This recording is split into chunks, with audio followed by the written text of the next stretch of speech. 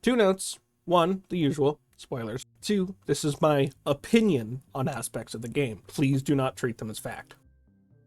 As I've properly gotten into Monster Hunter, I've been noticing a community that every game series has. The die-hard fans that only hold one game or the other, in this case, World and Rise. As somebody who's played and is currently playing both, I'd figure I'd compare the two while still highlighting both games' highs and lows. So, here's what I enjoy from both Monster Hunter Rise and World. Graphics is one thing that's always quite the topic. Some enjoy games that have an older or unique look to them. Recent examples are Buckshot Roulette, Valheim, or Another Crowd's Treasure. If you want realistic graphics, you'd play games like Resident Evil 8, Control, or Helldivers 2. Yeah, fair enough.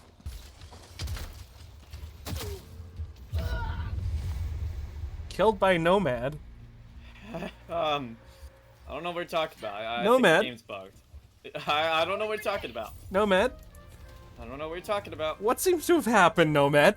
What I'm trying to say is that both games look good to different people. Yes, I've seen Rise, I've played most of it, but with it being the mobile title of the two, it looks good, and honestly, doesn't hurt my eyes as much. But if you're expecting a really elegantly designed world with little details in the dirt alone, or amazing wall textures, don't. World looks good, but that's also a damn near 50 gig texture pack to download if you want it to look better. It has a gritty look and intricate details, but it gets a little weird sometimes and starts just looking wrong. Hi, to explain on this part, sometimes it just like melds into everything and just my eyes just don't see it right. So that's on me part. That's all. Anyway, back to it. If I had to choose just one, World. While I personally enjoy a goofier style to games, I also like the immersive style of some. This gives me amazing locales to explore and discover, while Rise gives me, well, a playground, really. And speaking of playground, part of how a game does is greatly in part of the movement system. If the movement is harder than breathing, you know you've done something wrong. Thankfully, neither of these games have really difficult movement. Both are quite simple to work with and easier to master. Differences show when you get to the speed and availability of the map. As stated in the previous section, the maps in Rise are essentially a playground for you to jump and sprint around. The wire bugs make traversal even easier, and damn near every wall is climbable. It's quick, fast movement, which is even faster when you have the Palamute, whereas in World it's slower but with shortcuts and tunnels everywhere. That's in turn with its whole "The New World" story.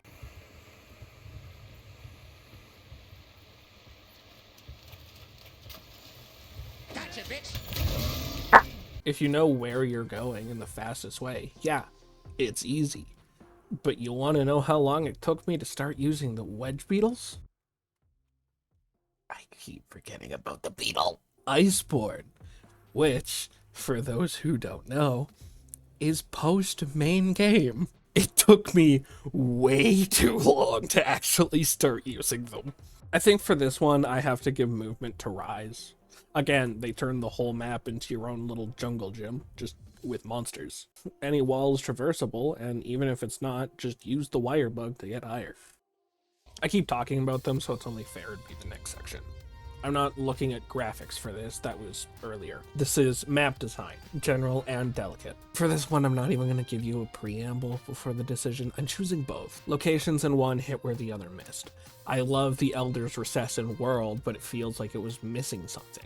And that's something I found in Rise's lava caverns. The glowing caverns. Like, look at the skeleton. I have a soft spot for places like this, so of course I'd want to see more of it. Well, on the flip side, the jungle in Rise is Diet Ancient Forest that also feels like it wants to be the Guiding Lands. I love and hate different parts in the maps in both titles, and know that if I want to experience the map I want to, I can just go play the game that has it.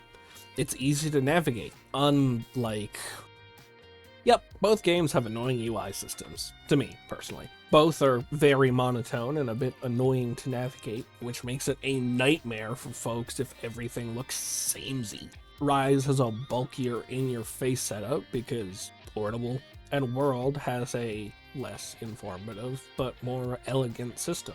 Personally, I quite enjoy the UI for Rise's menus and crafting, which are easier and streamlined to navigate. Yet, in the same breath, I like the in-field health and stamina bars from World.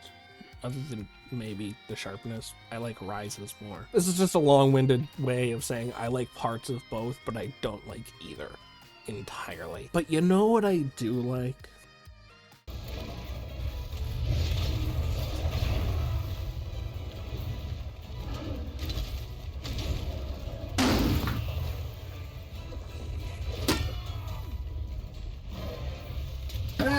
Combo! Come on, it's Monster Hunter. It's the entire part of the game. At least you can walk when you heal in these ones. Combat is something that needs to work good for these titles, and thankfully both do well.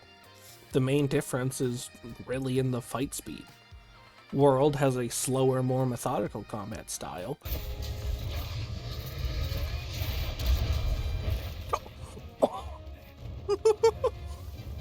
Okay. The monsters themselves fight slower, but also more monsters can show up to cause problems at once. Hold on, where's the clip? Ah! Here it is. Oda Garen.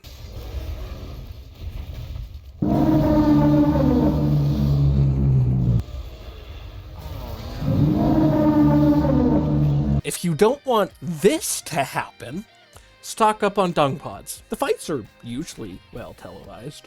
Usually. Sometimes it's a little hard to notice, normally due to the fact that there's a lot going on. Rise has the a lot going on issue for a different reason. Everything's faster. You have the wire bug, so you can do special attacks which can be swapped out for other ones. Plus, being the more arcadey title makes fights more hectic. You should see now my choice of weapon is the switch axe. It's the only one I feel comfortable using. Only other one is hunting horn. You may also notice the fighting style is completely different between the two. On this side, I'm using the base attacks mostly, maybe using skills and such, whereas on this side, I'm usually using the same ability because it's effective, I don't normally get knocked out of it, and it just looks cool. So, because of the skills, pace, and general fanciness of combat and the wire bugs, this one goes to Rise. I don't know, I'm not a big fan of the world combat as much.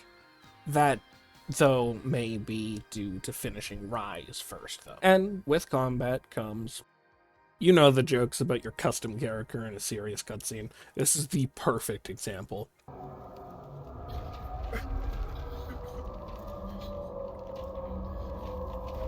Both times I've covered the game separately, I've talked about the gear design, at least to some degree.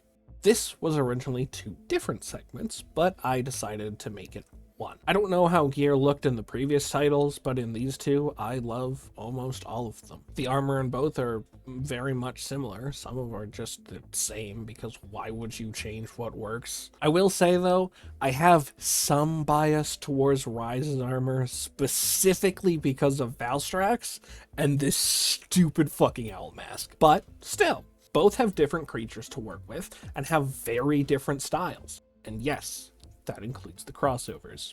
The weapons themselves are really interesting, some better than others, but in terms of world, I feel like some of them are lacking, or the switch axe was just unlucky. The weapons eventually upgrade in looks, which I personally love. I'm pretty sure Rise just uses the upgraded versions and just sticks with it, which I will say did lead to room for more fancy designs. I want to talk a moment about the Defender and Black Belt sets. I stated this briefly in the World video. They are helpful.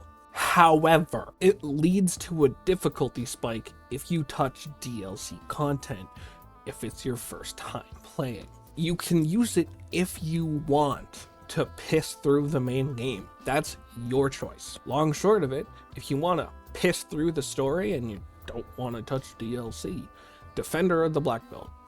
If you don't use them. That's something for you, the player, to weigh the options of. Huh, I thought this one would be one or the other, but it's another on the fence option. And by the looks of it, the next section is...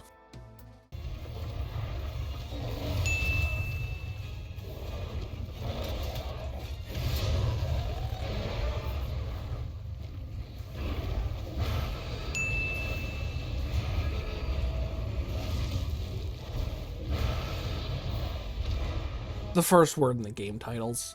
The monsters are amazing in both games. Noticing a theme in the recent category? The monsters fit the themes and locales they get put in, for the most part. Like my little lad, Dodogama.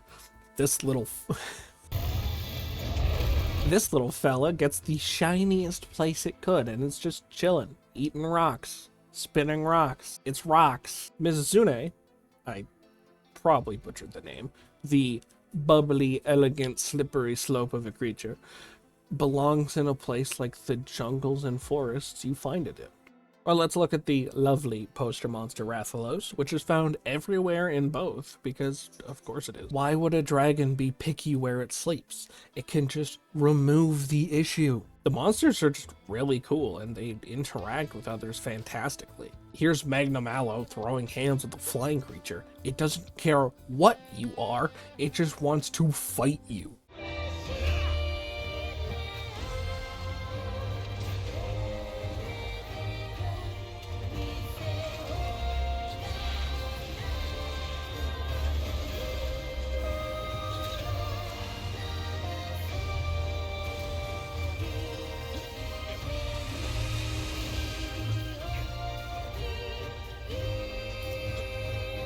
Alternatively, here's Toby Kadaji just chilling. Here's the same monster throwing hands with this big fuck.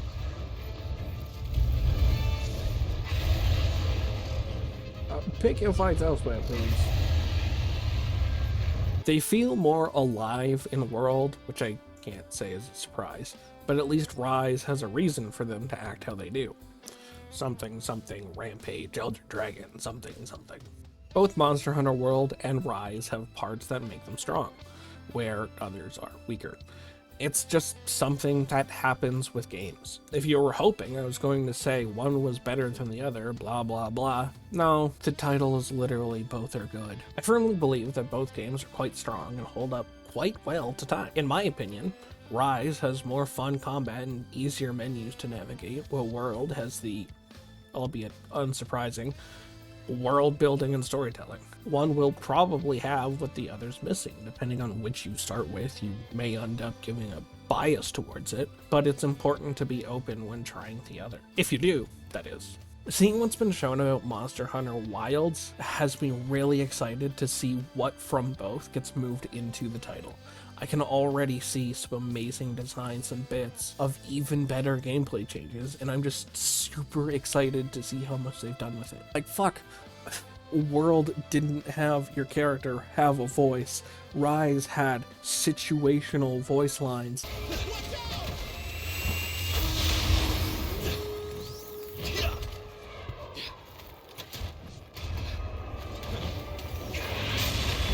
And now they have full voice acting for your character and the Palco, which I just love, by the way, that the hunters know how to speak cat. Just a fun little side note there. Long story short of the verdict, both are good. Both have problems, and both are just great in general. This was a long one for me to work on.